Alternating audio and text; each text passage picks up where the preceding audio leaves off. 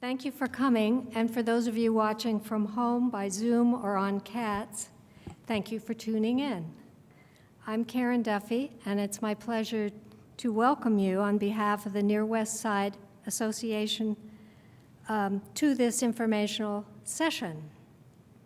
I'd like to say first that we're not trying to stage a coup of the City Council by sitting in their lofty seats up here. We're just trying to accommodate the various cameras that are trained on us and on the projection screens. That said, we're hosting this special meeting to explain and clarify the upcoming poll of Near West Side property owners. If you're a property owner here, you should have received a postcard with a lovely blue house on it announcing the poll. This poll, or vote, will determine whether our neighborhood will remain a conservation district, as we have been since December 2019, or will elevate to a full historic district at the end of 2022. The poll is required of all conservation districts in their third year by Indiana state law and will be conducted by the City of Bloomington. Our neighborhood association is not taking an official position on whether or not to elevate. Instead, we remain neutral, respecting property owners' right to make the decision that you believe will best serve your interests. Our purpose tonight is to do what we can to ensure that your decision will be a well-informed one. To that end, we've prepared the following program.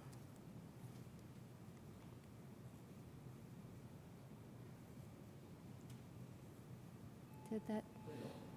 Oh, okay.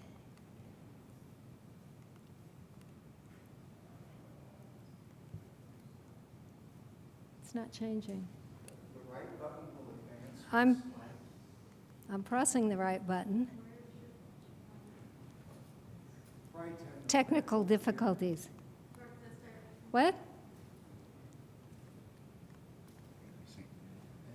This one. Yeah, that should probably work. Let me see, make sure it's on. Batteries?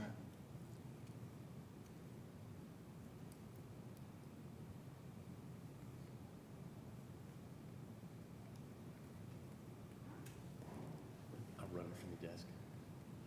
That'll work.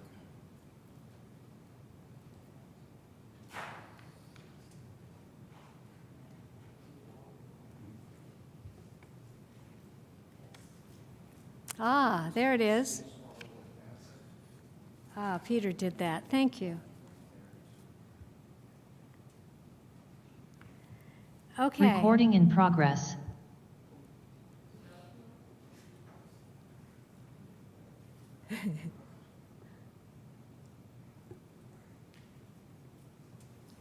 All right. Here we go again. Here's our agenda that we've prepared. We'll begin with two background presentations by association members. First, Olivia Dorfman and I will offer some basics on the elevation vote.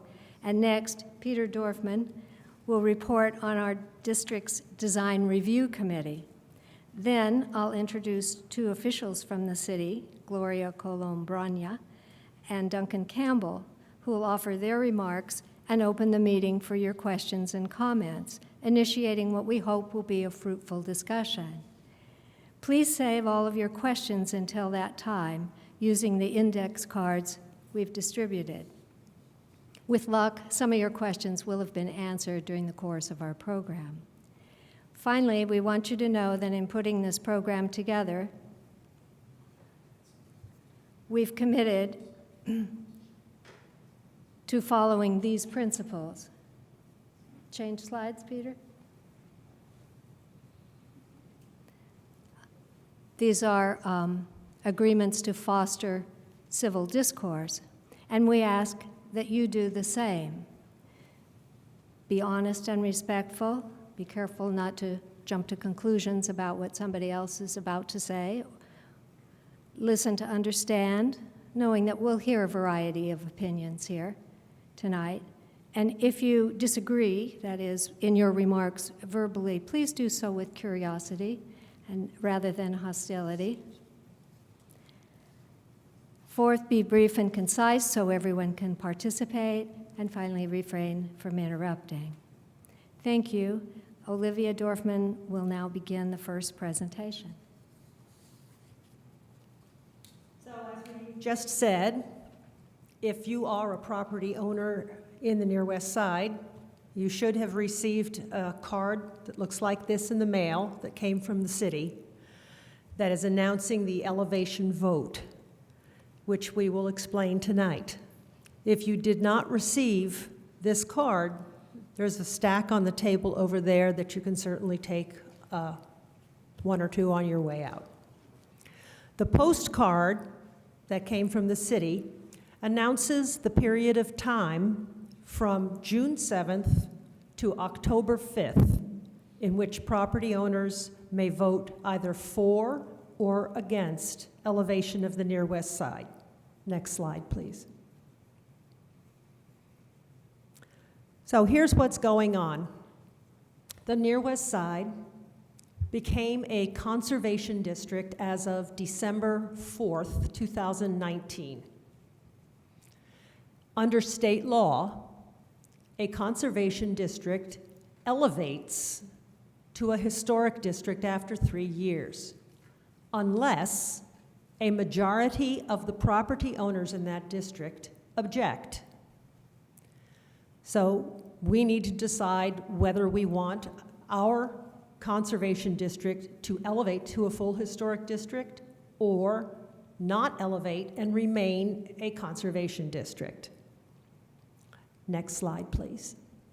So what is designation?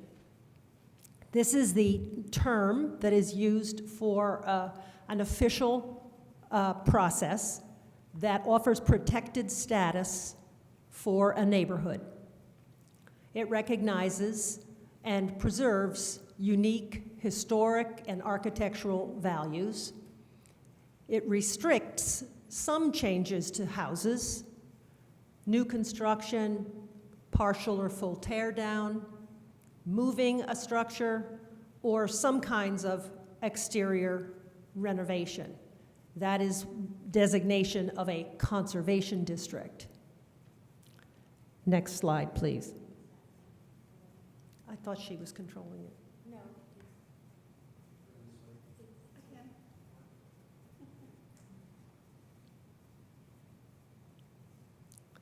So what does restricts mean? Every new project in either a conservation or historic district requires what is called a Certificate of Appropriateness, or COA, which is issued by the Historic Preservation Commission of the city, the HPC. Each district has neighborhood design guidelines. Each district creates its own neighborhood design guidelines. So the Near West Side's guidelines were created by a committee of people who own property in the Near West Side neighborhood. And that's the case for other designated neighborhoods around the city. A neighborhood design review committee made up of volunteers, coordinated by the Neighborhood Association, reviews each proposal for development in the Near West Side using the guidelines as a standard of appropriateness for the district. Then the Design Review Committee advises the HPC on whether it's appropriate to issue the Certificate of Appropriateness, or COA, for the project. And the HPC generally honors that advice, but it is not mandatory, it's not mandated.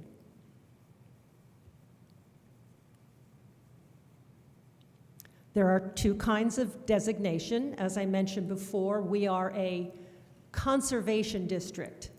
And in a conservation district, the restrictions are on new construction, moving a structure, or a tear down. In a district that has full historic designation, the restrictions are on the same new construction, moves, and tear downs, as well as some exterior renovations or alterations to the street-facing exterior surfaces of a contributing house. Now, contributing houses are not necessarily all houses within a neighborhood.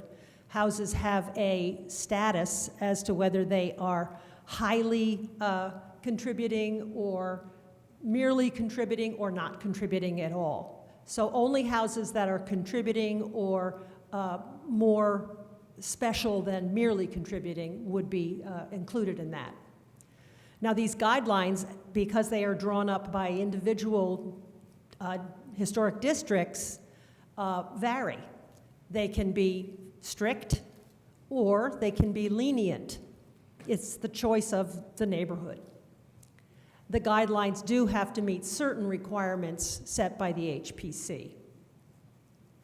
A conservation district, thus, is less restrictive, and it converts automatically to a full historic district 3 years after adoption, unless a majority of the property owners in the neighborhood votes to keep it.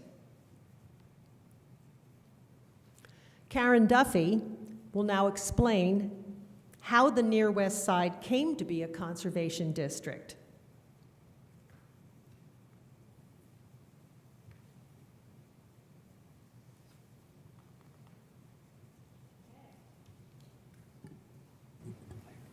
Thank you, Olivia. So how did we get here? Oh, what happened?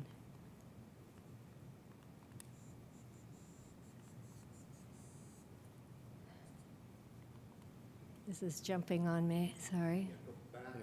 Here we go. That's where you need to be. Yeah. All right, so we start with the who. Who brought about this designation of the Near West Side? There were three groups of people. The first initiating group was a committee started by members of the Near West Side Neighborhood Association. There had been such groups before 2019 that looked into the possibility of designation, but this one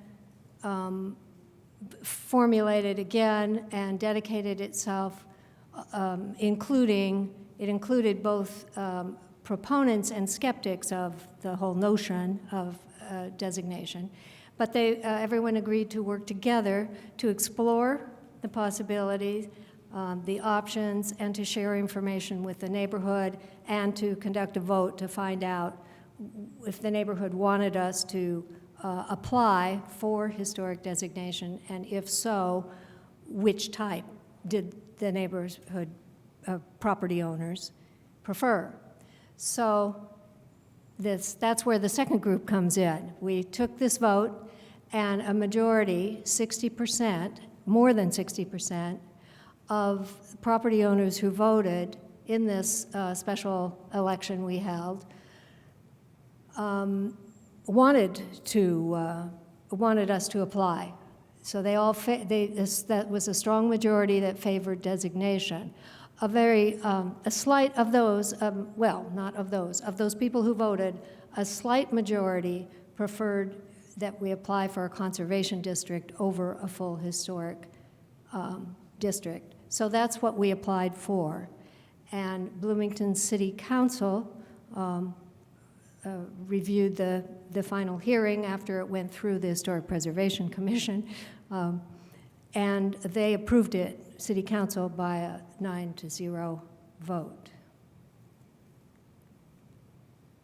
Okay, why did we do this? We didn't take an official survey asking people who voted why they voted the way they did, but at our public meetings in 2019, we got feedback that told us there were clearly two reasons were expressed repeatedly. So the first one was to protect the integrity of our neighborhood for posterity. And the word integrity here refers to the fact that architecturally, our houses tend to fit together nicely. They're built between 1890 and 1920 or so, for the most part. And so they share similar scale and many common features. They're not identical, but they are compatible. And people wanted to retain the Near West Side's characteristic look by encouraging compatible changes that we know people like to make to their houses, a compatible change that would respect that characteristic look, that neighborhood integrity, rather than random change that does not respect it. Also, people wanted recognition of our houses' social and historical significance. Many of our houses were built by local carpenters, not famous architects, and most housed workers, both black and white, who labored in the local industries that fueled Bloomington's economy: the Showers Factory, limestone industry, railroad, Johnson's Creamery, and many, many more. So, and the bottom line here, I think, is that appreciating and preserving this near West Side history and heritage is in keeping with an established trend within the formal discipline of history, which has been for some time now moving away from a great man approach to historical significance and toward a broader, more inclusive approach to history. So the second reason that we heard repeatedly about why people voted for historic designation was a concern about overdevelopment, the possibility of overdevelopment in Bloomington. And specifically at this time, there was a concern about the city's Unified Development Ordinance, or here referred to as the city's upzoning plans, which threatened to urbanize the neighborhood, increasing density and putting stress on the neighborhood's infrastructure, and would result in teardowns of historic houses. So people perceived these potential negative effects on our neighborhood and sought designation to secure protections. This concern, which included a concern about being targeted by developers, was heightened by the fact that the near West Side is the largest of the core neighborhoods, and at that time was the only one that was not historically designated.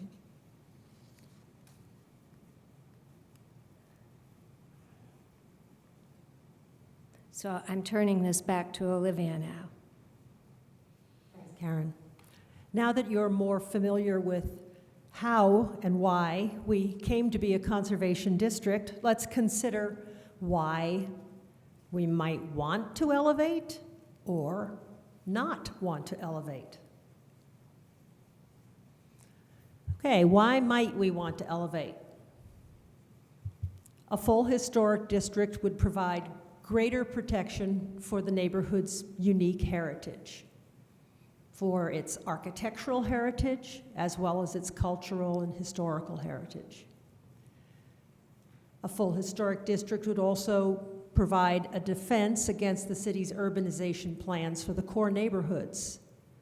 It gives property owners a greater say in how the neighborhoods are going to develop, and it would also maintain the scale of our neighborhood, which is already a dense neighborhood.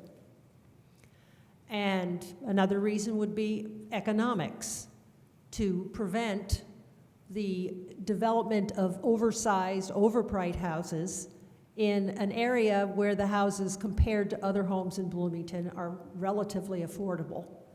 One of the last areas in Bloomington, in fact, where there are small, what used to be called starter homes, opportunities for people to own homes rather than continue renting. Why might we not want to elevate? Some people are concerned about restrictions on changes to the exteriors of houses. Some neighborhoods have very restrictive guidelines. However, this is not mandatory. Each neighborhood creates its own guidelines. So we would not have to be, but some neighborhoods are. Some people are concerned that adhering to guidelines would make it more expensive to maintain the homes. And some people, some homeowners, just don't want to have more rules affecting what they can or cannot do with their property. The Near West Side Neighborhood Association is neutral on elevation.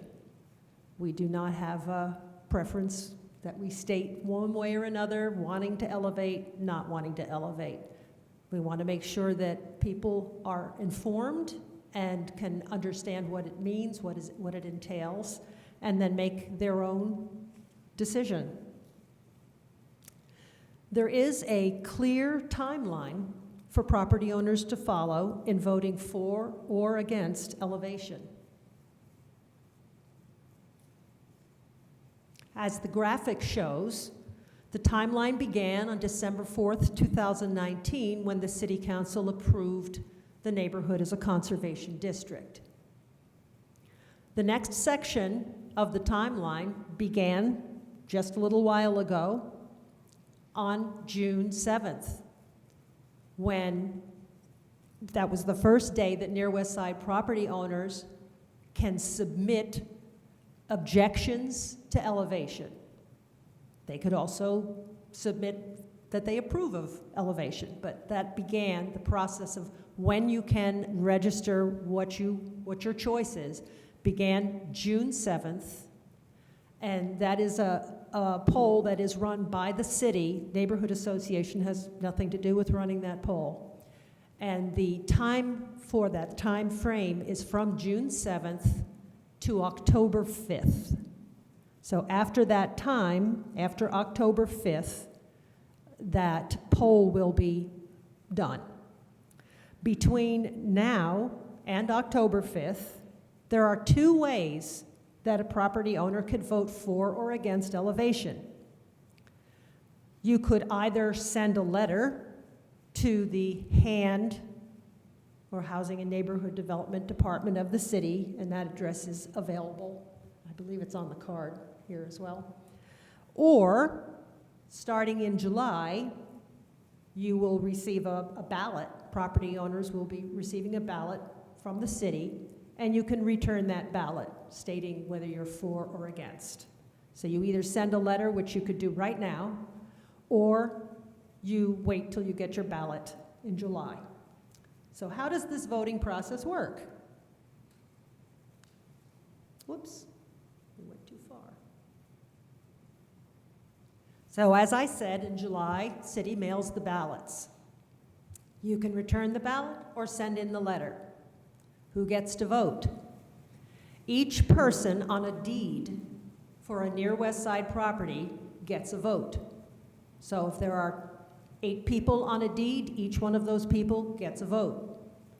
But only 1 vote per person, no matter how many properties that person owns. So you could own 10 houses, but you still get 1 vote. And if the house is owned by an LLC, that gets 1 vote.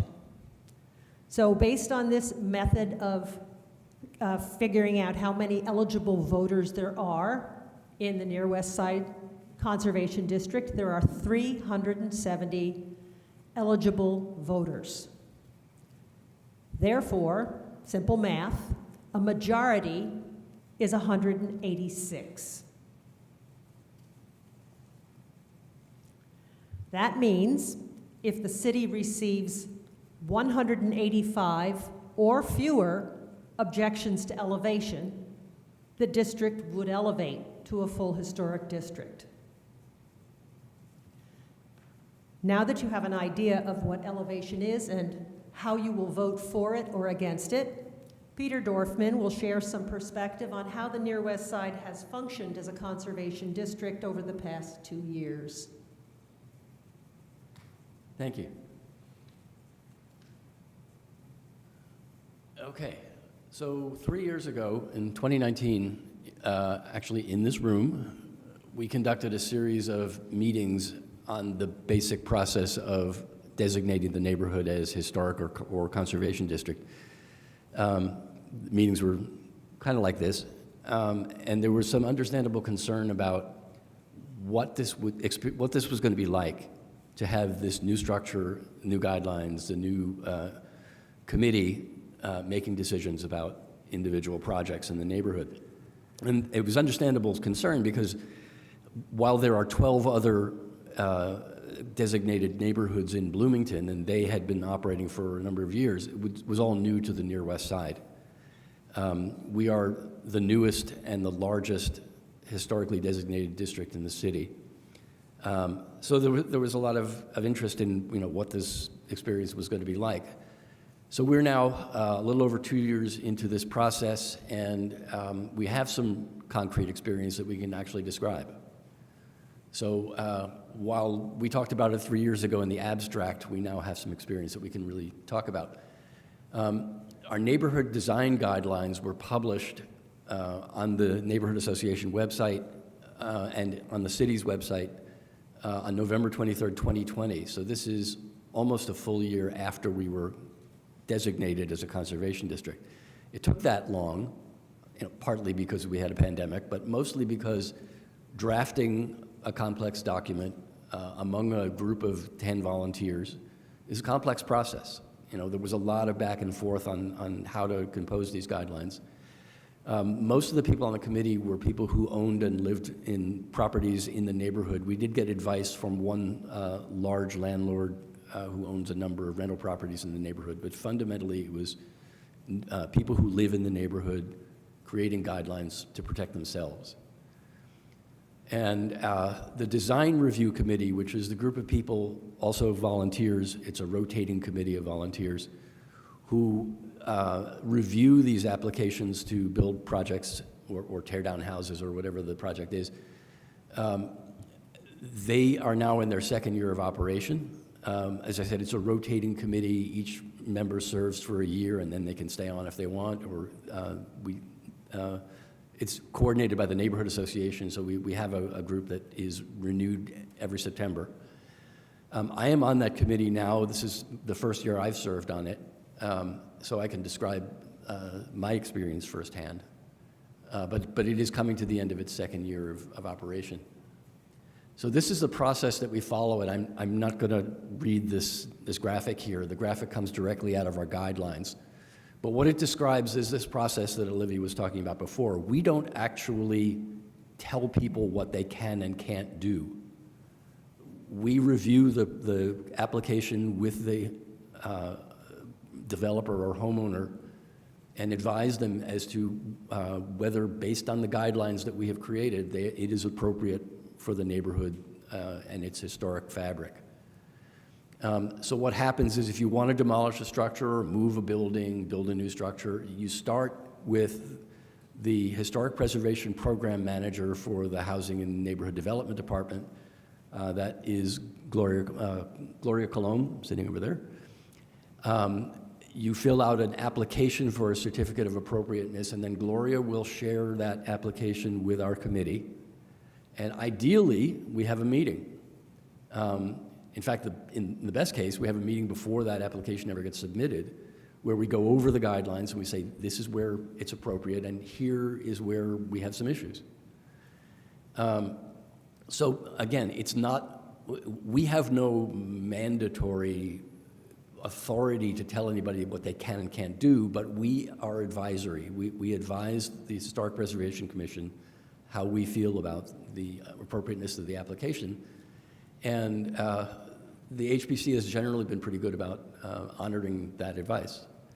There was a lot of concern when we first started doing this about how long this was going to take. If you were contemplating a project, what was this going to add to your lead time? There was concern that it was going to be months.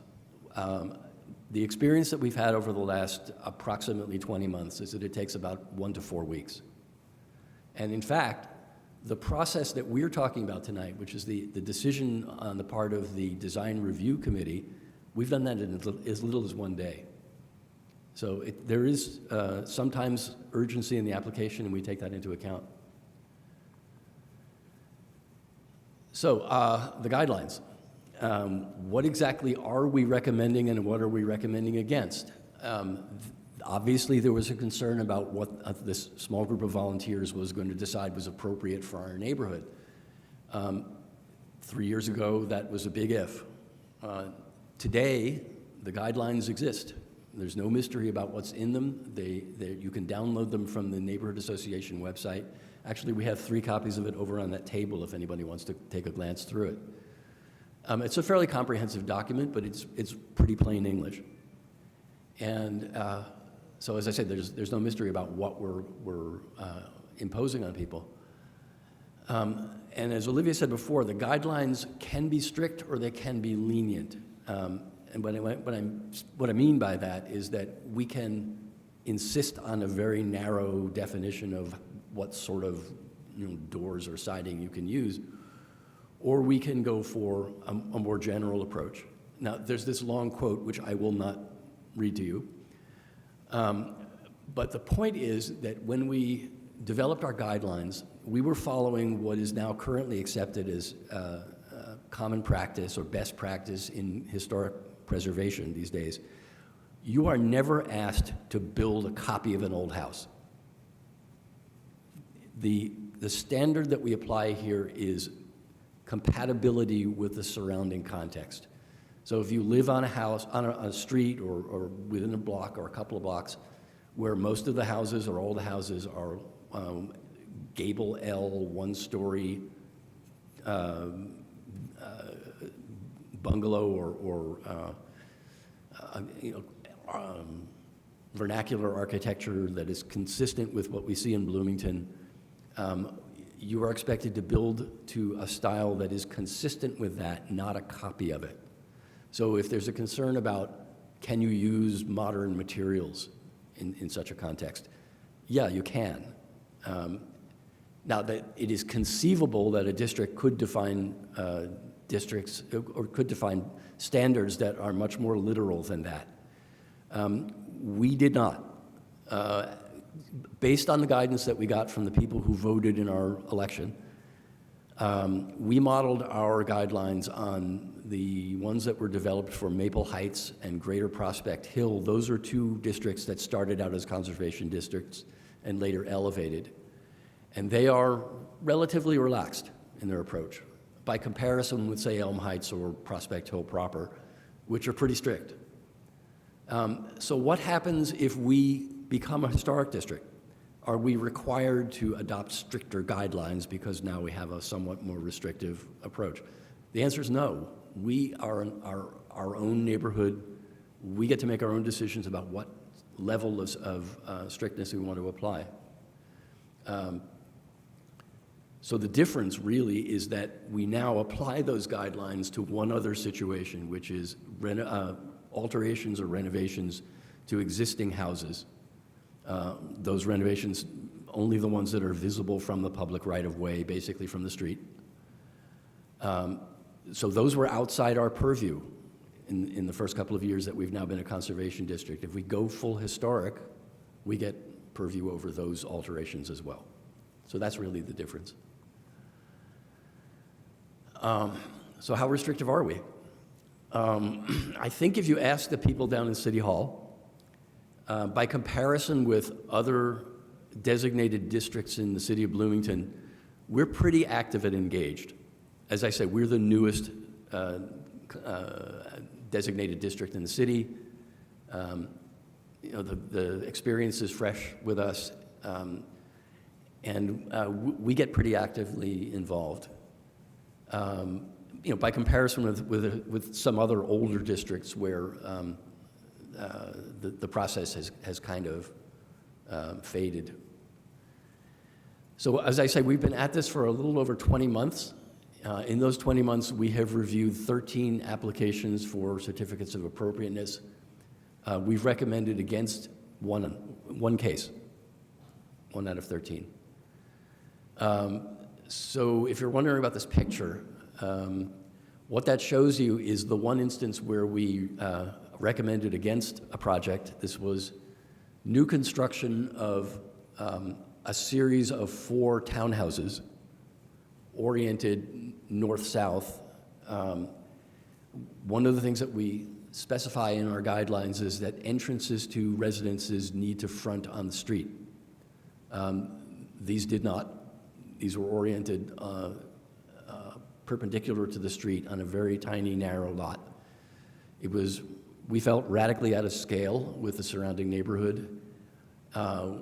The flat roof was completely out of character with the neighborhood, not just the neighborhood generally, but the block that it sits on. All of the other houses on that block are small houses with pitched roofs, typical of the kind of thing that you see in the neighborhood. So it was so out of scale, we decided it was out of character with the neighborhood, and we recommended against the application. The applicant, the developer, then came back about 2 months later with a new proposal, which we looked at. It was a relatively in-scale duplex, and we said, fine. It was perfectly consistent with what we... But notice that this is not something where we didn't like the windows or the siding. It was a pretty radical departure from what we have in the neighborhood.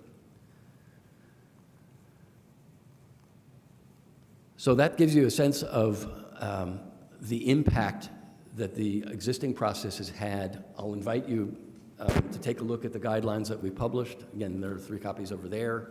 You can download them from the website.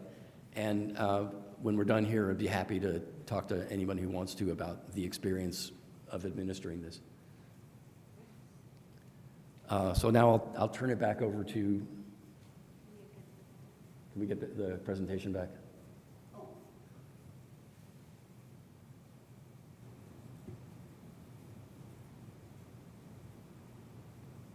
Bear with us.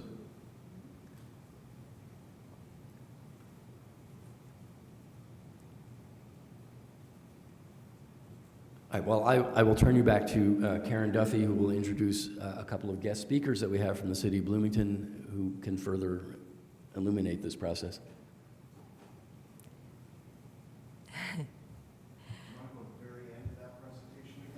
Yeah, that slide introduces Gloria, the last slide. It's not the final slide, though. No, it's not the final slide. But the slide that we were on before. Keep going, keep going. Okay, there we go. Keep, Right yeah. there, right there. Right there. Perfect. Thank you. Okay, well, at last, we'll introduce you to the 2 speakers. Gloria Colom Branya, who is the Historic Preservation Program Manager at HAND, the Housing and Neighborhood Development Department in the city of Bloomington. And following her, I'll introduce Duncan Campbell, the Historic Preservation Commission member. So those are our 2 people that we have here. And to begin with, Gloria Colom, she's been in this position of Historic Preservation Program Manager for just over a year, almost a year. Now, she succeeded Connor Herterich, who was here for several years before.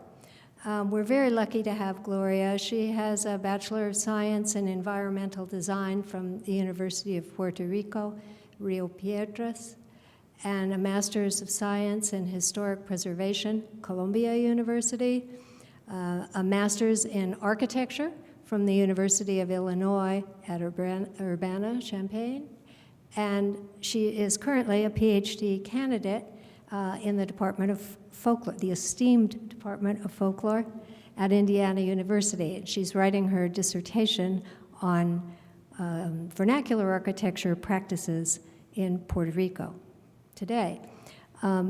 Previous work experience that she brings is very interesting. She was a preservationist at the Institute of Puerto Rican Culture, which is an agency of the government there, and she was architect in the Urban Development Office of the city of Aguadilla. Is that right? I didn't put my glasses on. Aguadilla, which is her hometown. So, Gloria? Thank you very much, Karen, for that introduction. So let's see if we can get it full screen. Does that clicker work? Let's see. It's not full screen just yet. Okay. Thank you. Can you hear me better now? Okay. Sweet. Okay, so what I am going to do is I'm going to review an FAQ, frequently asked questions, that I posted on the Near West Side City webpage.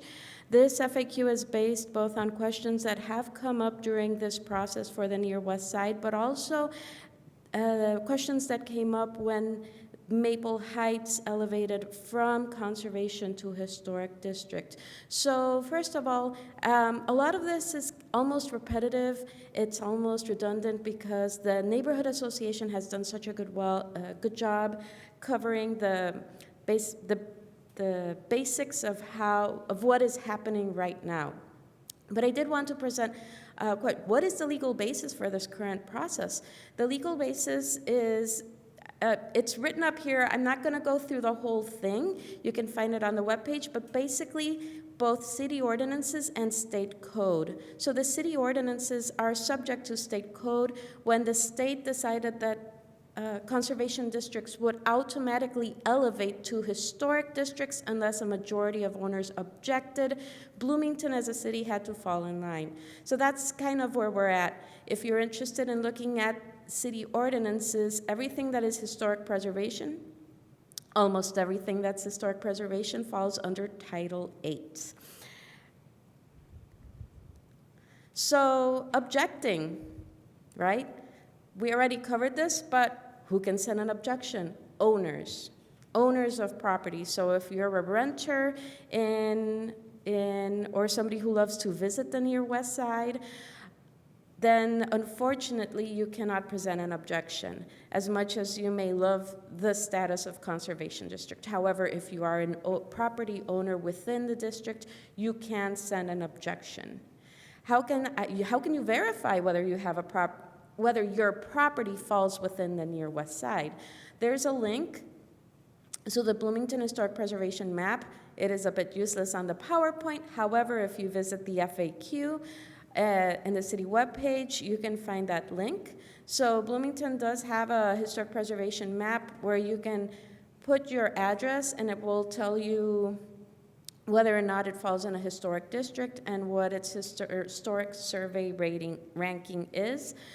You can also use My Bloomington. It's all lumped together, My Bloomington, and it will tell you what the survey rating for your building is, if it falls in a local historic district, if it falls in a federal or state historic district, and a lot of other interesting and random information that could be useful, including who your elected officials are and when the trash pickup happens in your school district. So it's just a very nifty page that you can visit. But that's definitely a place you can go to. These two places, the map and the My Bloomington, are very useful. You just input your property address and it will, and sometimes people say, and this happens a lot with your neighboring neighborhood, Prospect Hill. It is a giant neighborhood and there are multiple historic districts in that neighborhood. And people have told me, I have a historic building in Prospect Hill. What am I supposed to do? And the first thing I always say is input your address, or let's find out exactly where your property falls in Prospect Hill, because there are multiple historic districts and some historic buildings that aren't in any of the historic districts. It just happens. So this is very good for you to, just a good starting point. So how are property owners determined? How do we find out who the property owners are and how we can contact them? The city is a bit limited in its capacity of knowing who everybody is everywhere all the time. The overarching hand of the city actually doesn't have all the information in the universe. We use the Elevate maps for tax records that are provided by the county. This is an imperfect system. Sometimes if a property just sold yesterday, that information might not be updated for various weeks or months. So that is what we have. It's imperfect, but it does help us reach as many people as we can. What happens if I own multiple properties? Unfortunately, due to the way that the state law and the city ordinances are written, you get one vote. What if multiple people are included in the deed? Each person gets a vote. that is how it's written. You know, it's not, again, it's not a perfect system, but it is what we have. When do I receive a ballot? This is a very good question. You might have received a postcard. If the ballots will be going out in early July, so I'm going to be printing out all of those ballots and stamping and preparing returned envelopes and stuffing envelopes with the return envelopes and the ballots to send out. And I will be working with that and roping my whole department into stuffing envelopes early July. Why I'm not doing it earlier? If the logic is that if I could have sent it out the first week of June. However, if a person just doesn't know exactly what's going on, they can get confused and they may not fill it out or they might toss it to the side. I wanted to make sure that we had some conversation that that FAQ was up and running, that the postcard was sent out, and that this type of orientation at least happened, some sort of contact with the community happened before sending them out. However, once that ballot is sent out, you will have until October 5th, is it? Yes, I really want to make sure I give you the proper date. Okay, what happens if it's late July and I haven't received a ballot? When we sent mail from the city, if you live in the near west side, you'll probably get the mail the next day.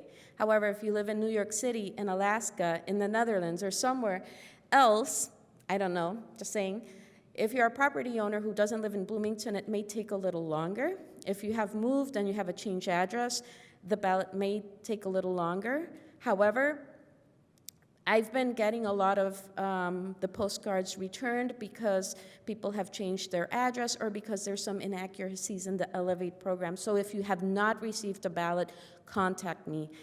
I will correct the address information I have and send one to you immediately. Or there is another option. You can send a letter, you can bring a letter, so you can actually deposit a letter at the front counter here at City Hall, and you can send your own letter as well. So you do have those options. Do I have to object? No, you don't have to object. You can totally want to be a historic district.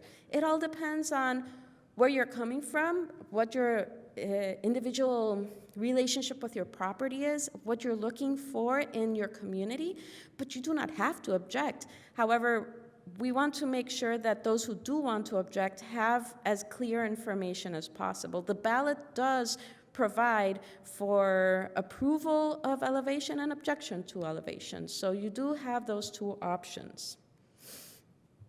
How to object? Objections must be submitted in writing. So I'm the point of contact in hand in the Housing and Neighborhood Development Department as the Historic Preservation Program Manager. So I'm literally keeping a shoebox, which I call democracy.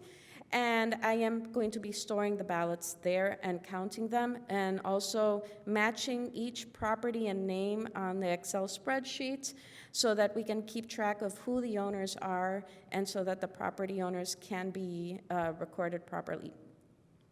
So the address is up on the PowerPoint. However, it's also on the webpage. And it is also on the postcards for those who are physically here. I understand that a lot of people are attending via Zoom as well. So let me see. So you can visit the city webpage and get that information. So this is a really important one, especially because we have had an electoral system outside of, nationwide. There's been a situation with mailing ballots. This is not what I would call a normal representative democratic process. This is a little bit quirky, a little bit different. Unfortunately, the state says that every statement must be in by the final day. So if the ballot arrives a day late, unfortunately, we cannot count it. So that is why you have such a long time to send everything in. I definitely urge people to send in their objections or approvals to elevation as soon as possible in order for their voices to get heard. That said, the ballots haven't been sent out yet, But if you want to send a letter, you can do so as of now. What happens if half of all owners vote against elevation? So as some of the representatives of the Neighborhood Association have already stated, we need over half of all owners. That's a tall order, but unfortunately, if I think it's 185 people send in their objection, 185 owners, by people I mean owners, and owners can be LLCs, or joint trusts. So even if you have 180, even if you are almost at 50%, unfortunately you need a majority, so you still need that +1. How will the ballots be tallied? All of the letters will be matched against the owners on record. When will I find out about the results? So the BHPC staff, basically me, will send out a letter with the results to all the property owners on the list. It says after December 4th, after December 4th. I think I will be sending the report a little sooner, but it has to be tallied first. So by December 4th, which is the third year, everybody will know. The objection deadline is October 5th, so during that week I will be counting the ballots and making sure that I know how many we have, and after that a letter will be sent. So December 4th might actually be on the later side for everybody finding out whether the Near West Side will remain a conservation district or change into a historic district. Thank you very much, and I will leave it with Duncan.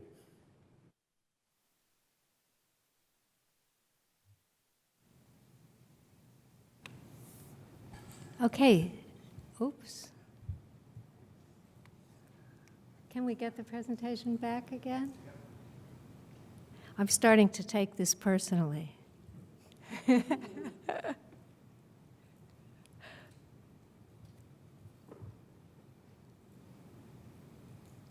Here we are. Well, it's a pleasure to introduce Duncan Campbell to you. For those of you who don't already know him, this is a very important person to know. He's kind of informally Mr. Historic Preservation in Bloomington.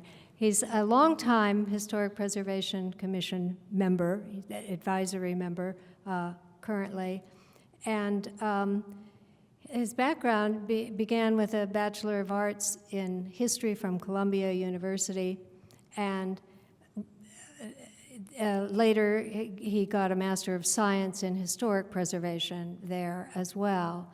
Work experience, after his bachelor's degree, he worked for a long time, a number of years as a contractor specializing in restoration work in Bloomington. He's originally from Indianapolis, so he was back in the Hoosier land at this point. And after he got the historic preservation degree, he was he co-founded and presided over a group called the Preservation Development, Inc., a business which was a private historic preservation consulting firm that has served as the consultant and often the project manager for redevelopment of restoration of many of, if not most, of Bloomington's historic buildings, including the one we are in tonight, and most of the ones on the Near West Side. He also, for a number of years, not in the sort of recent past, was a professor and chair in the graduate program in historic preservation at Ball State University. So with that, I will turn the mic over to him for his whatever remarks he would like to make for you.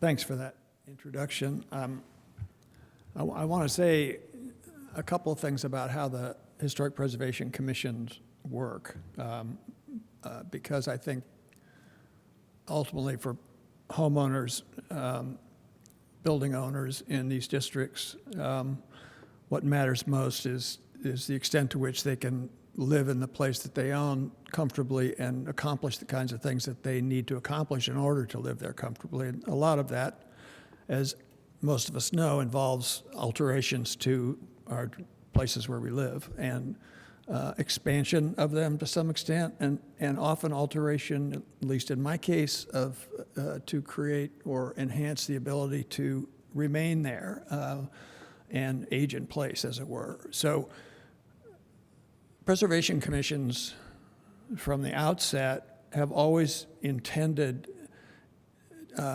to recognize the need for alteration. It's never, in my experience, been the case where preservation commissions are just sort of bodies of people who like to say no. They tend to be groups of people from these neighborhoods and to some extent trained people who have expertise in the architecture fields, who have experience with and understand that things change over time. And so I prefer to describe this process not quite the way it's been described as restrictive, but as regulatory. And some of us really don't like the word regulation, and some of us really don't like the word restriction, so you take the one you like. But my sense from being on preservation commissions, and I also have participated in the County Historic Review Board, been its chair for a couple of times, I like the word regulation because I understand the process is collaborative. So if you came to a board meeting, a commission meeting, and wanted to make an alteration to the exterior of your house, the ideal situation is that you are going to meet with people who also understand or have experience with the kinds of alterations that you want to make, understand the reasons for them, at the same time have the capacity to understand what compatible historic changes are and what the alternatives are. So, for instance, if you came and said you wanted to put vinyl siding on your house and remove the wood siding, and the wood siding was covered with lead paint, and a lot of red flags might go off in my mind to seeing, oh, well, here we got a lead paint problem, we've got potential contamination problem, and we've got a situation that's difficult and expensive to maintain. What's the most compatible replacement siding that might not require replacement? Okay, and we start with, and that's where I would start thinking about it.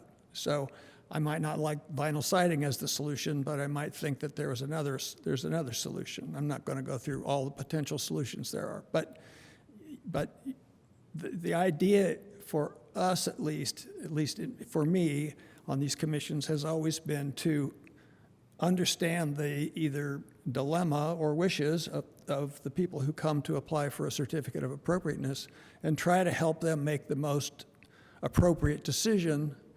Oftentimes that means what's the least expensive, most sustainable solution. And not everyone comes in, let's just take the age-old example of replacing windows. Not everyone understands that good single-pane wooden windows are the most sustainable solution to window replacement, and also the most energy-efficient window once they have a good storm window on them. So sometimes I tell people who want to change their windows, don't take your windows out, put a good storm window on top, and you'll be more sustainable and have a more energy-efficient solution, and we'll still have the original historic material in place. So we're always looking for collaborative solutions that help people maintain the historic integrity of their buildings. We also tend to look at ownership, and I might get some feedback on this, as stewardship. So you may be the 50th owner of your house, or you may be the third owner. You're almost certainly not the first owner. And each person who owns a property takes care of it and stewards it in a different way. What we like to see happen in historic districts is stewardship that is consistent from neighbor to neighbor, so that the neighborhoods don't change or get altered beyond their historic integrity more than absolutely necessary. I call that regulatory as opposed to restriction. So my first impulse is not no, it's let's see what the best solution is. And the solution may just be, sure, that's a great idea, let's do it, and we approve it, and you move on. So I think the biggest fear on the part of moving from conservation district to, and I don't have a dog in this fight, by the way. I do own a house on the west side. It's already in the Fairview Historic District, so I'm not an advocate for or against what decisions the neighbors here want to make. I will say, in all honesty, that I think historic districting is a better protection than just conservation districting, and for the very reasons that I've tried to explain. The overall compatibility of neighborhoods, including the appropriateness for demolition and the appropriateness of new construction, I think is best overseen and regulated in historic districts as opposed to conservation districts, because alterations are not considered in conservation districts. And you can get some pretty strange things happening when you don't have alterations regulated.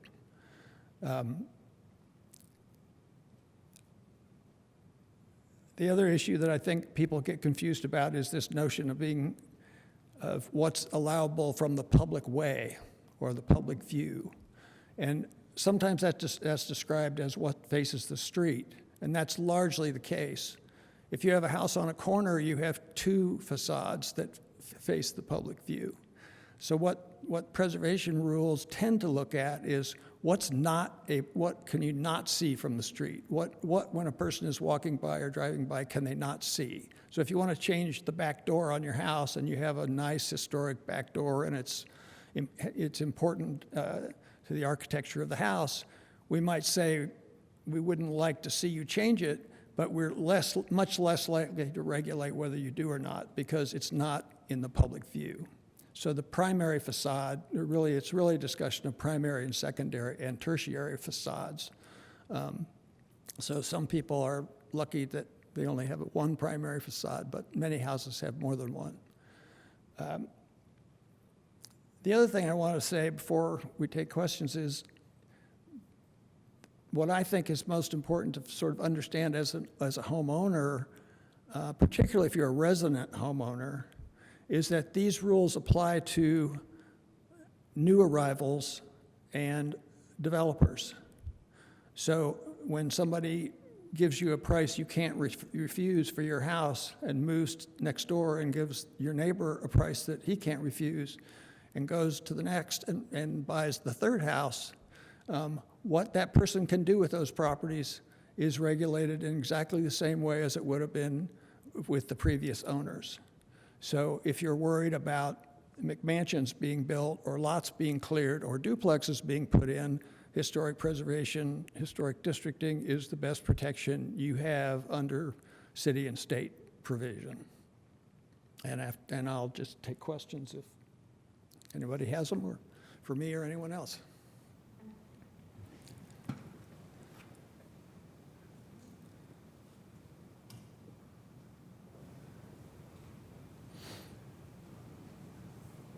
Thank you very much, Duncan. We could put up the final slide for taking questions. I want to, Duncan's comments reminded me to tell you that the meetings of the Historic Preservation Commission are visible online. You can check them out using the Zoom from home, or you can attend. They're open meetings. Is it twice a month, Duncan, or is it every other week? Twice a month, the meetings? Twice a month for the city. Yeah, in the city. And so they're on the city meeting schedule when they are, and you can even see the packet that's published a few days before each meeting to see the kinds of applications that are being considered. Actually, the other thing that's important in that regard is that the Preservation Commission has 30 days to make a decision. So this can't go on forever. If they don't come to a conclusion, they can extend the meeting to the next meeting, but if they don't make a decision within 30 days, whatever the C of A request is automatically passes. So that lends urgency to it, but we've made those decisions because we understand that people don't want to be held up in the process of making alterations to their projects. Okay, there you go. So we can now open the floor for questions to any of us, but, oh, yes, Gloria? Margaret Key wrote via chat. She wrote a question. Okay. Houses designated as non-contributing structures on the Bloomington Historic Preservation Map. Number 1, do the owners have to go through the COA process, A, under conservation designation, and B, under historic designation? And number 2, are those houses not subject to restrictions on changes to exterior and renovation under A, conservation designation, and B, under historic designation? So it's like a two-parter or a four-parter question. So here I think I would have to pull up the guidelines, because under conservation, do any of you want to respond to this question, or should I as staff try to take it on? Okay, I will do my best. Let me look up the guidelines very quickly. Oh yeah, the physical copy would be very lovely. Give me 1 second while I look that up.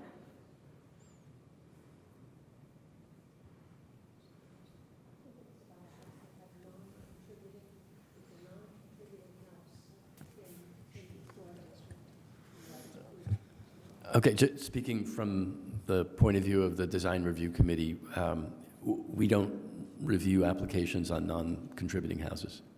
Only contributing, outstanding, or notable houses. So they have these designations both on local and national registries. So if you are non-contributing, no, you don't have to go through this process.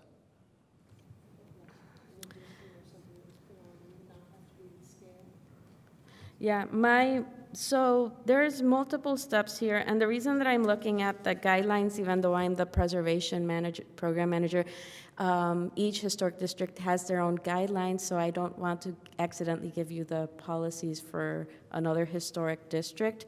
But conservation district mainly concentrates on new construction, demolition, and moving of buildings. For non-contributing structures, it's much more lenient. We've actually had at least one non-contributing building come to the HPC during my time here for an addition. It was a deck. And I believe the main concern was about the volume and about making sure that the new addition to that property didn't break with the patterning of the community. So, but they tend to be, yeah, I actually will have to get back to you on that one because this is a four-parter. But in general, non-contributing structures, the policies are much more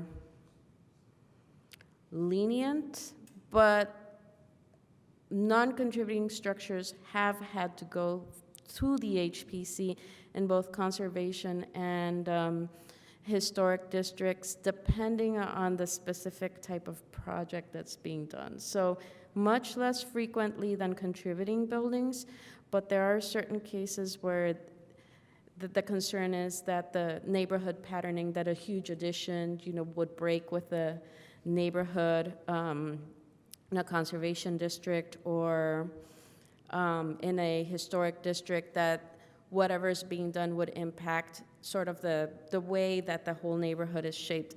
This is not the ideal response to this multi-part question, but the reason that I'm answering this way is because it almost becomes a case-by-case thing. That said, again, I repeat, non-contributing structures. So the 4 ratings of buildings are non-contributing, contributing, notable, and outstanding. And the higher the rating of a building is, the more careful a look one takes to the changes in general. So an outstanding building, which is a building that is pretty much pristine intact since it was built and is extremely well taken care of and highly representative of an architectural style. It has meets a very, very high bar. In various historic districts will be taken, there's a greater look at it, just a more careful, nuanced look than a non-contributing structure. But yeah, that's kind of it's a meandering answer to a complicated question, and I can go on and on about this, but yes. I've just been conferring with Duncan because we haven't had a situation like this in the Near West Side up to now, but if we had a proposal to, say, remove a non-conforming or a non-contributing structure or add on to a non-contributing structure that totally broke the context of the block, we would have something to say about it. We would still have the option of advising the HPC as to whether we thought it was appropriate. However, the rules applying to non-contributing houses are much more lenient than they are to contributing houses.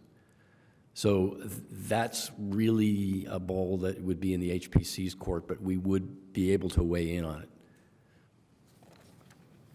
Okay, excellent. There are 2 more questions in chat, unless somebody should we go through the questions in chat first? Okay. So Beth Ellis, Tamara Theodore asks, do we vote every 3 years to remain a conservation district, or is it just once? This is a very important question, and one that I've heard multiple times that it's every 3 years. However, our lawyer, one of the city lawyers, and I researched the law, the state law, and the local ordinances, and there is no mention of ever having to vote again. So that's where we stand at this moment. Joseph Newcomb, and I'm sorry if I am mispronouncing names. How does historic designation definitely prevent a property owner from converting their property to a duplex or to a plex? The simple answer is it doesn't. The historic and conservation districts do not control the interior use of any property. However, when you expand a building in order to accommodate these uses, you would have to follow the guidelines and respect the patterning of the community. So technically, and this is an answer more for planning, preservation does not prevent plexes, but it does contain, let me see how I say it, like an outsize or if you want to demolish a building and make a structure that is much denser in volume, that is another story. To that, we have in the Near West Side a couple of different types of zoning. Most of the neighborhood is what's called R3 zone, and then we have along the corridors of West Kirkwood and Rogers, denser, more commercial zoning. So in those non-residential or semi-commercial zones, there are proposals. You can have substantially denser buildings than you can have in the interior of the neighborhood. We had a proposal recently, which we said yes to, where a developer bought a single-family house, is expanding it slightly, and is going to put 6 tiny apartments in it. The point that Gloria was talking about is when we approach this from a historic preservation standpoint, we have no purview over the use. And when you talk about a duplex, that's a use, that's not a house, that's not a structure type. We do have a say in the way that's implemented. So if in order to achieve duplex status for a house, you have to do that in a way that's incompatible with our guidelines. Yes, we can comment on that, but only from the standpoint of the exterior appearance of the house. In the interior of the neighborhood, under the recent changes to the UDO, the neighborhood used to be single-family only. Duplexes are now allowed within that R3 zone, which makes up most of the near west side. So again, if you wanted to do a triplex or a quadplex, not allowed in most of the near west side, but that's not historic preservation, that's the UDO. There is an additional question, one more question in chat. Christine Glaser, and again, I apologize if I mispronounce your name, asks, my house is considered notable.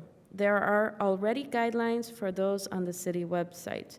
How do the guidelines developed by the neighborhood compare to these city guidelines? Which one governs?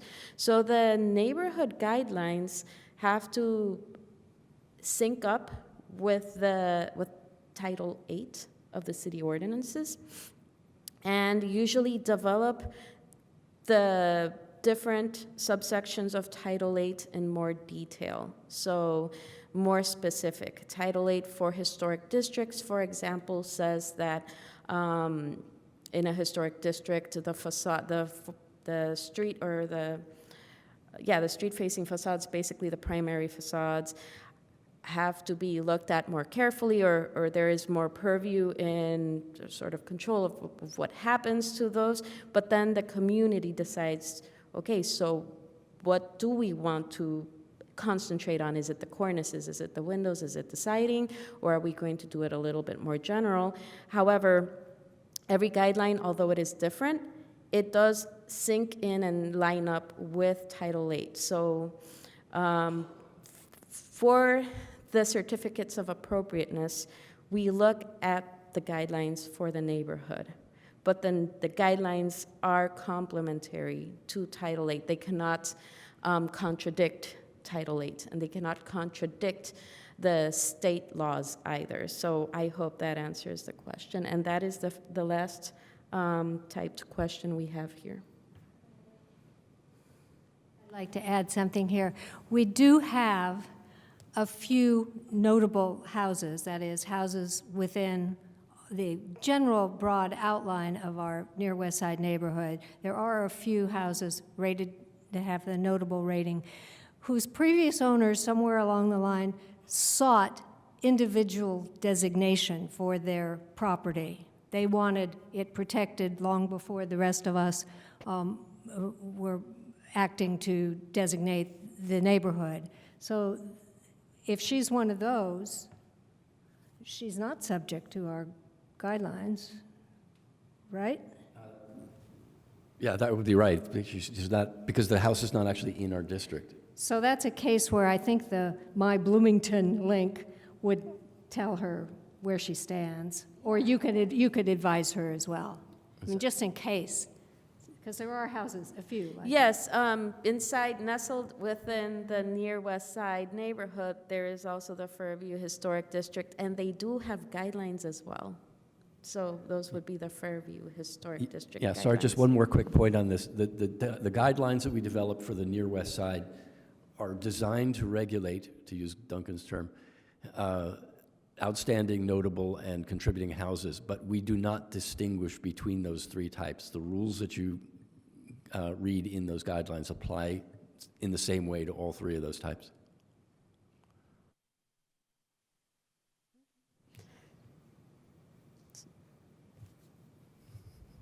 Question in the back. So we talked a lot about how, essentially, a historic district can be regulated pretty strictly, or can be more than a contractor. I've worked in historic districts. It's been a nightmare.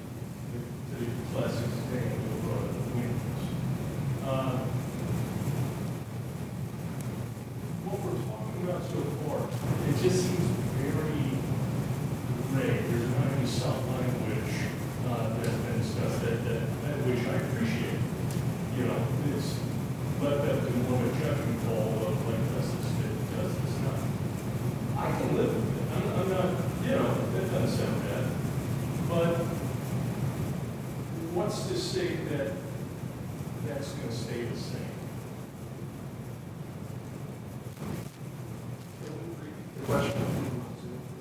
Yeah, could we use the podium? Yeah.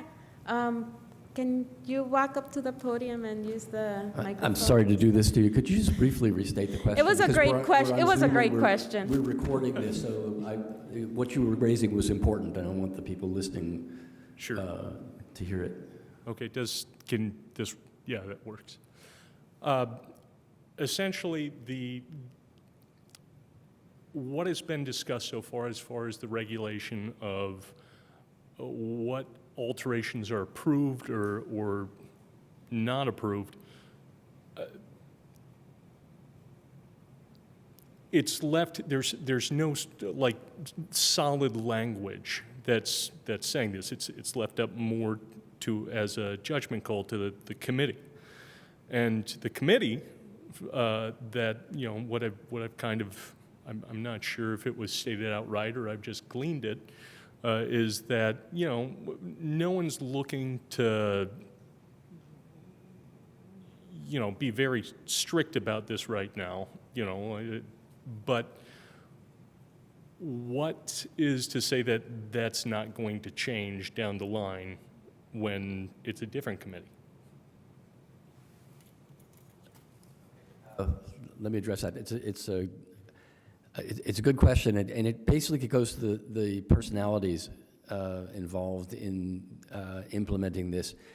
When we devised the guidelines, I'll push back just a little bit on the notion that there's no specific language. There are quite specific descriptions of the kinds of siding, windows, doors, the setback rules. There are actually a fair number of specifics in there, but when we say they're relatively lenient, again, there are other neighborhoods where they are much more specific in what they define as acceptable or not acceptable, much narrower range of choices. And what we decided to do was take a more advisory approach to this, and basically we want this to be a collaborative thing where you meet with us, ideally in advance, and we can tell you what our inclinations are. But we would never tell you that vinyl windows are absolutely verboten. We would tell you that here is why the specific choice of window you have made is not optimal from our standpoint. Here are some other options. I mean, there are people on the committee who are in a good position to offer objective options that might make more sense. And this is the way we defined it. The main thing that I wanted you to take away from this is that when we go, or if we go to full historic, there's no rule or no state law that says they have to become stricter. That's not what the nature of the change. The change is only in what they apply to. Now, the guidelines were created by a group of 10 volunteers, and we took a particular angle. When we will revise them from time to time. And if we go to historic district, there will have to be a revision that takes into account that we now cover alterations. We are not under any obligation to make the choices that we propose stricter. Now, that's not to say that sometime down the road, the district might have a committee and a mandate to update the guidelines with choices being made by someone whose inclination is stricter than ours was. I don't know how to anticipate or suggest a way around that. But the general approach that was suggested, and we learned this by actually polling people, was that they wanted to keep it fairly light. And that's the approach that we've taken. If a future guidelines committee decided to go the other direction, I won't be on it. And I can't tell you with 100% certainty that wouldn't happen. I hope that helps. So You've put your finger on the dilemma of anything that's being done in perpetuity. Because we're only here for a limited amount of time, as we're all very certain. And so when the National Historic Preservation Act was written in 1966, that was a primary concern of the drafters of the legislation that is considered the federal guideline for all state historic preservation ordinances, which then trickle down, if you will, to local communities. So we're all following the same essential set of rules when we administer this regulation I was talking about. The primary set of rules is the Secretary of Interior Standards for Rehabilitation. There are 10 of them, and they're easy to find if you Google them. And they are the preservation standard for the United States, and they were constructed and interpreted from the Charter of Vienna, I believe it's called, which dates back several hundred years and has been used in Europe, Greece, Rome, and so on, where antiquities have been protected for centuries. So there is a cultural continuity at work here that is intended to perpetuate itself through time, okay? Now, as Peter says, you may get more or less conservative people on a preservation commission in a given mayoral term, frankly, because mayors appoint commissioners. Think about what's going on in the Supreme Court. So there's always that political aspect to what the commission, the makeup of the commission, although it is mandated under Bloomington law that commission include people who have specific skills in the arena of historic preservation regulation. So architects, historic preservationists, and others. So all of those things have been formulated for several centuries, really, and decades in this country to provide the kind of continuity that stewards of properties can expect to have respected, if you will. So people who know this, who are on commissions, understand their position in light of the general terms of historic preservation, which is the Secretary of Interior Standards, which have been adopted by the local commission in Bloomington as their essential guide. Now, they are open to interpretation. They are fairly, if you read them, they are fairly open issues. One of them says it is always better to repair than replace. Okay, does that talk about windows? No, it just says it's better to retain original historic fabric than it is to replace it. That's a guideline in and of itself. But that general rule obtains in, I think it's safe to say, all of Western culture. So that's your assurance, if there is any. And of course, there isn't a day-to-day assurance. I've sat on the commission for 30 years, both as a voting member and as an advisory member, and I have seen experts come and go, and I have seen people who don't have a clue about how preservation operates be appointed. And so it's not always the same commission year in and year out, for sure. But there are 9 members of it, and there tends to be consistency that there are at least half or more who are people who have experience in the area. And so, and they're voting, right? It's a democratic process on the commission. So that, for me, that means there's a pretty good chance that the Secretary of Interior Standards are going to be interpreted correctly and appropriately in historic districts. And I've witnessed that in this community, and I think in my 30 years, it's been true. But we are talking about perpetuity. That's why I said, you're only stewards of your property. You may own it outright, but remember, it's regulated in lots of other ways too. It's zoned, for one thing. You have to keep the leaves cleaned up. You have to do all kinds of other things. So are all those laws subject to change? Of course they are.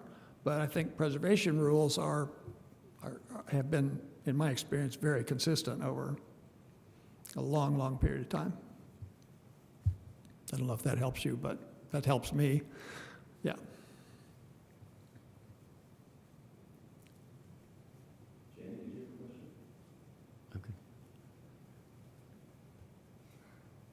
Okay, and while you're coming back up to the podium, just one brief, Duncan was mentioning that there are 9 members of the Historic Preservation, so that's a lot of different perspectives. The committee that I'm a member of is 5 people. It includes a folklorist, an architect, also a lawyer.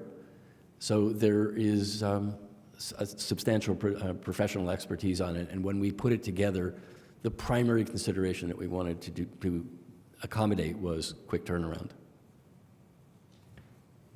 Okay, I appreciate your responses. That does clarify some stuff. I have to apologize. I actually closed on my home last week, so I've got a lot of catch up to do. So we'll be reading this. But the second question I had about this, that in the event that, we vote in that we're going to elevate to a historic district, and say it turns out to be a disaster, it's just awful.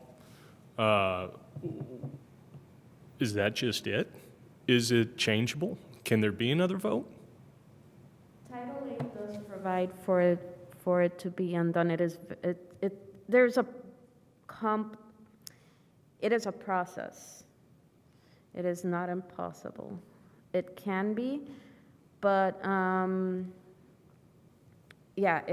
let me see if I can just pull up Title 8. But just like demolition of a historic building, it's not something that is done normally. It's just that there is that escape valve in the local ordinance. Let me just pull up Title 8 for you. See if it opens up. Okay, definitions, district standards. Give me 1 second. I don't have all of the ordinances by memory. So removing the designation of a historic district, there is a whole process to it. You can look it up, 8.08.070 of the ordinances.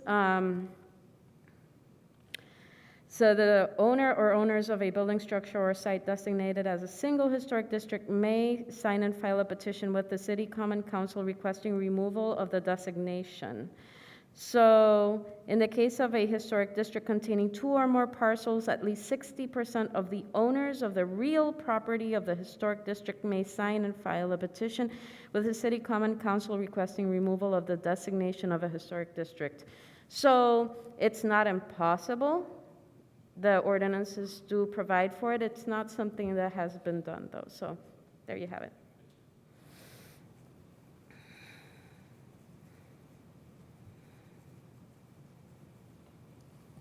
Further questions, either in the room or from Zoom?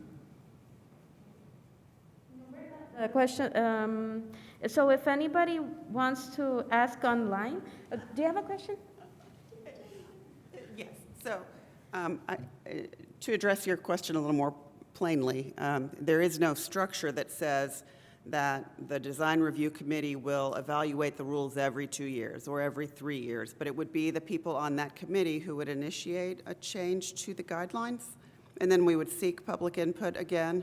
So I think what I'm getting at is there's no structural anything that says that we do anything beyond a revision to accommodate elevation, should that happen. But after that, it seems like it's kind of the will of the design review committee.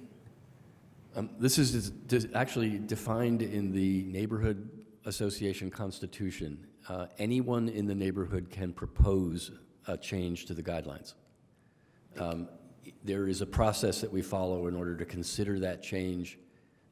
Basically, the Neighborhood Association Board has to buy off on it, then the Design Review Committee has to buy off it, and then we put it to a vote of the neighborhood. Now, that's not a vote like this one where it has to be a majority of the homeowners or any such rule. We put it out for a vote, and a majority of whoever votes can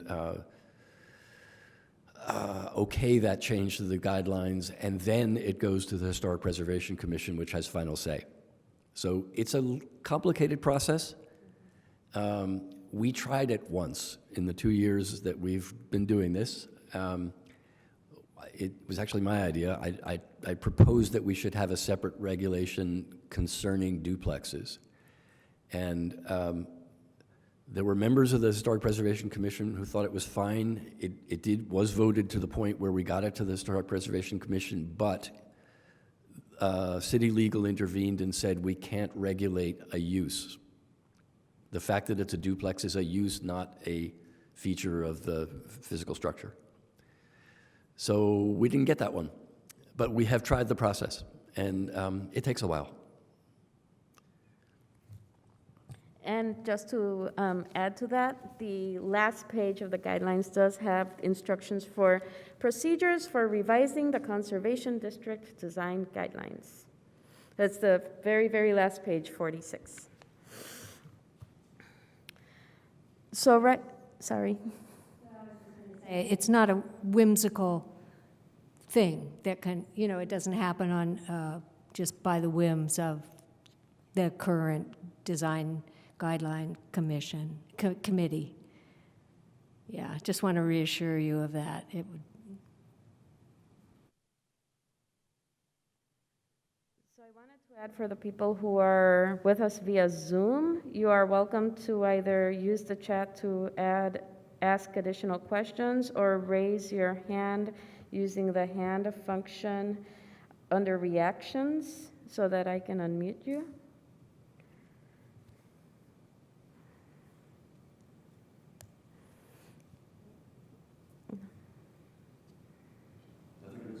Anybody else in the room?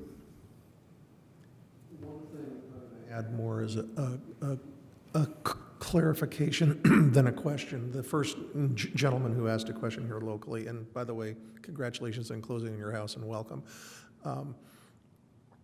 mentioned voting for going to historic, and I really want to make sure it's well understood in this information session is that by far the main thing that's happening is the opportunity to vote against it because of the automatic nature of the elevation. And if there's 370 registered property owners, let's say we have 100 people on Zoom tonight, and then you add the, say, 20 people that are in this room. If everybody involved in all of those things voted not to elevate, it would still elevate because among us, we don't have 186. So anybody who doesn't vote at all is voting for elevation. So I just really wanted to drive that point home for people to understand how critical it is if they are against elevating that they have to vote. That, if you don't vote at all, it's the same as voting yes, go for it. So just to make that really clear. Thank you.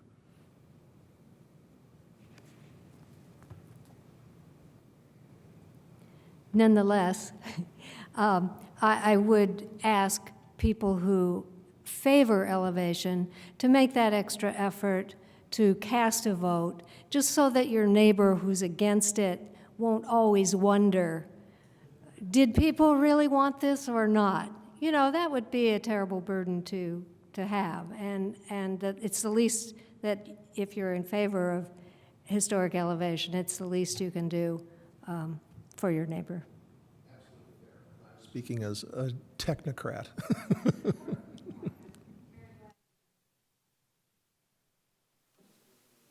You do feel opposed to this elevation proposition?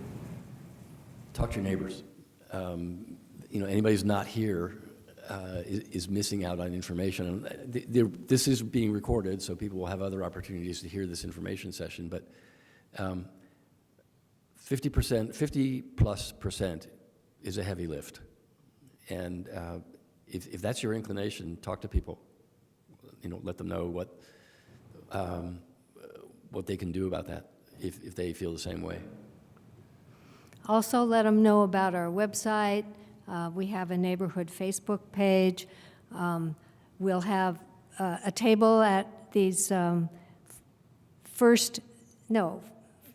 The fourth Thursday of every month, we have a food truck event that we've been littering people's front doors with now, most of the times that it happens, but we will have a table at the food truck events the fourth Thursday of each month, and hopefully the weather breaks before this next one.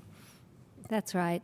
And these recordings should be on our website, too. The CATS recording or the Zoom recording of this meeting should be available soon for people to watch if they missed it. So there are multiple ways to help people get information. Like,